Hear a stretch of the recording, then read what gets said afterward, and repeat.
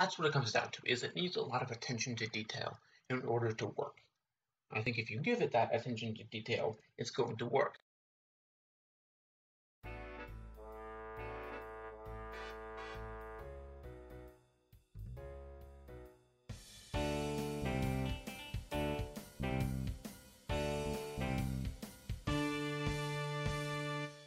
Aloha, folks. It's time to sit down, put in those earbuds so as not to disturb the neighbors, and join me for another episode of Off Book, a podcast where I talk all about Broadway, movies, TV shows, and anything else I feel like geeking out about. I'm Marc Stoufer the third, and today I am all by my lonesome again because I made a mistake with recording, and so last night's video call didn't go through, so I'm recording this an hour before it's going to be uploaded. Ashley will be back next week, assuming I remember to hit the record button, but for now, we're going to talk about movies and TV shows based on Broadway musicals. In case you missed it, I talked about the opposite Broadway musicals based on movies and TV shows.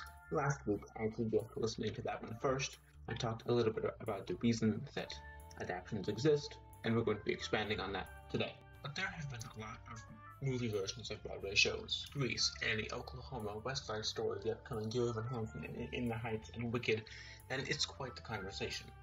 And I think it's a lot of the same reasons that Broadway musicals based on something else exist as well.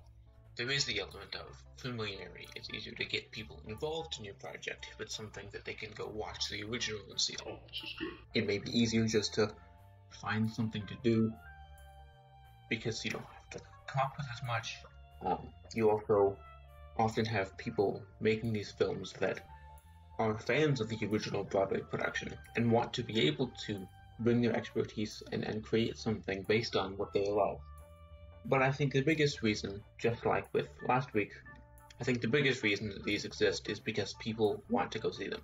Producers know that if they make a bad movie based on a good musical, it will still make its money back. But I think that movies based on Broadway shows have so much potential because you've already gotten something that is of high quality. Generally speaking, if a musical is going to be adapted into a movie, it's probably been nominated or even won several Tonys. It's a big deal. This means, generally speaking, it's a pretty good show. And so you're taking something that people already love, it's already pretty good, and you're elevating it even further. Because you have a kind of realism that you can't get on Broadway. On Broadway, it's... Yeah, we know these actors are 40 years old, they're not actually in high school. They were just an LD pass here, but pretend. Whereas with a film, you can actually be in a high school. You can actually have high school-ish age actors.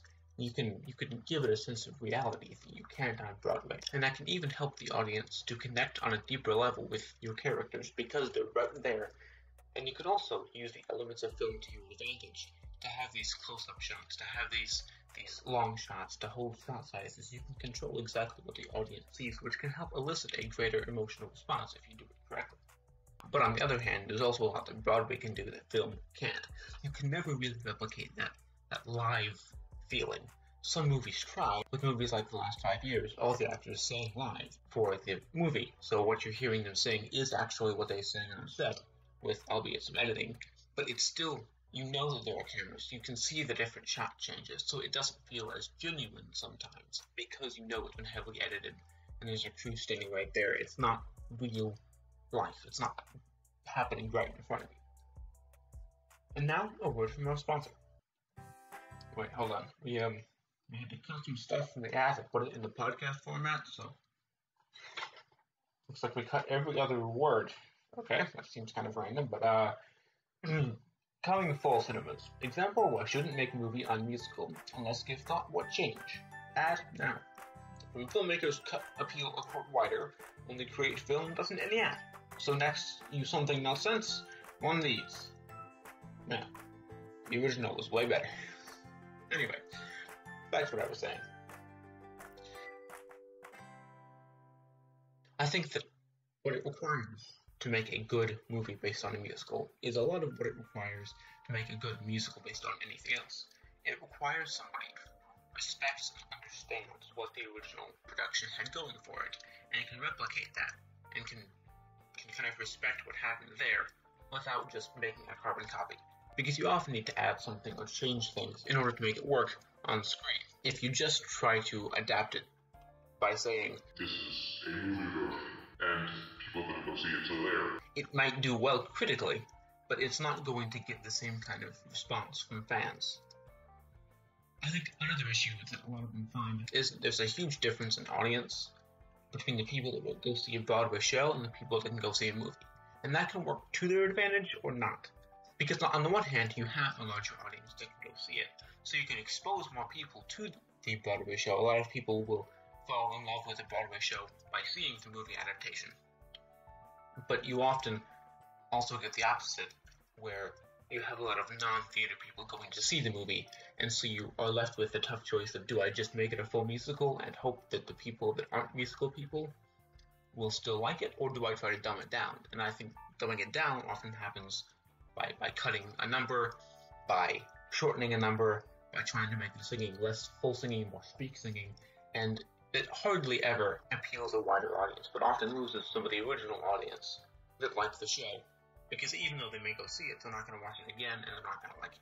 They often also might choose the wrong director. I think that with any movie, a director can have a huge impact on the vision, and if the director and the screenwriter and the producer and the cast, and if they're not all on the same page, you get this kind of Frankenstein of their 4 different films all playing at the same time, and it doesn't create a coherent experience. And that is a problem with any movie or Broadway show, like I talked about with Spider-Man Turn Off the Dark. That was a huge reason for its downfall, but especially when it's a movie based on a popular Broadway musical, because there are people that expect something. Not to mention, however, that often the expectations they have are so high. We're seeing this right now with the Snyder Cut. People have been hyping this up so much that if the Snyder Cut isn't absolute perfection, people are probably going to be mad, because they expect it to be this absolute perfect thing. So when you're going to go see the movie adaptation of In the Heights, you expect it to be everything you've wanted and more from a movie, and if it's not, it's going to let you down. So there's already a lot working against it when a movie adaptation goes to a theater.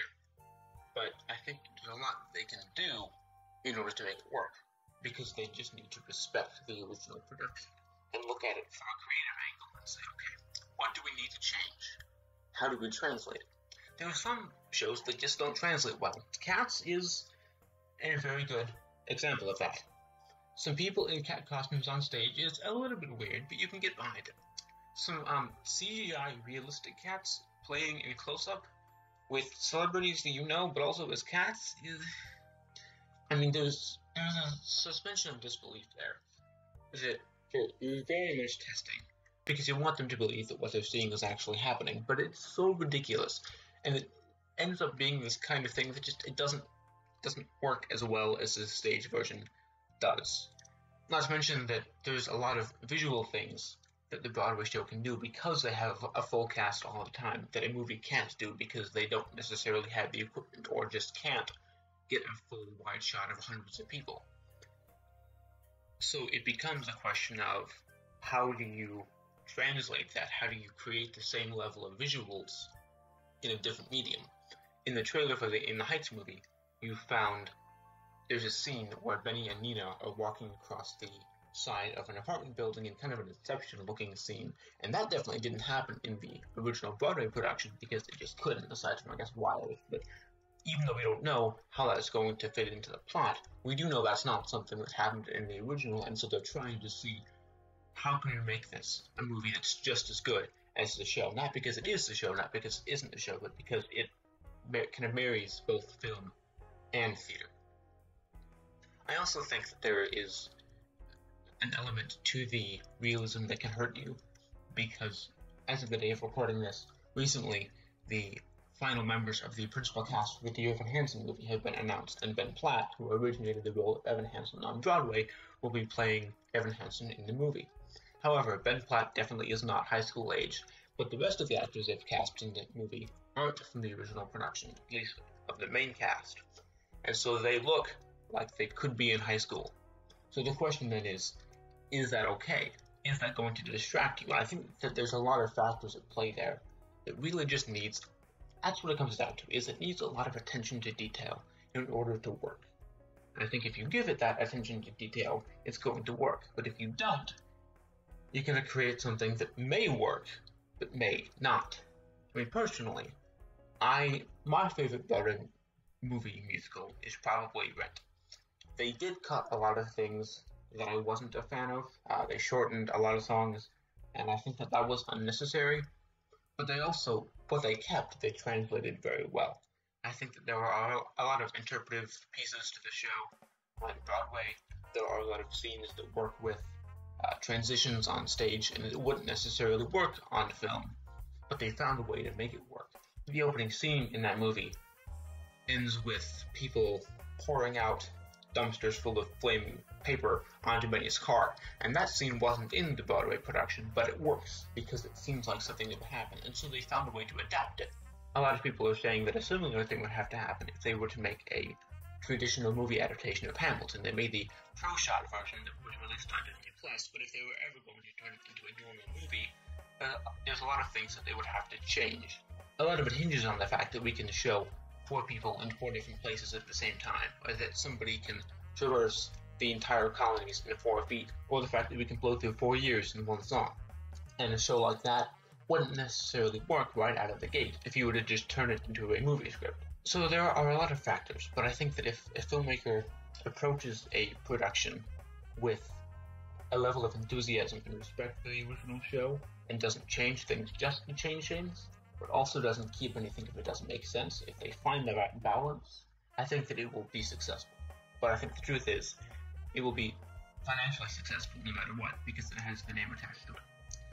So, in the end, I think it's a toss-up. I think we're getting a lot of good entertainment, but I think that if we want to get better entertainment, we need to make it clear to the people that are making these that they need to make it in a way that respects the original production.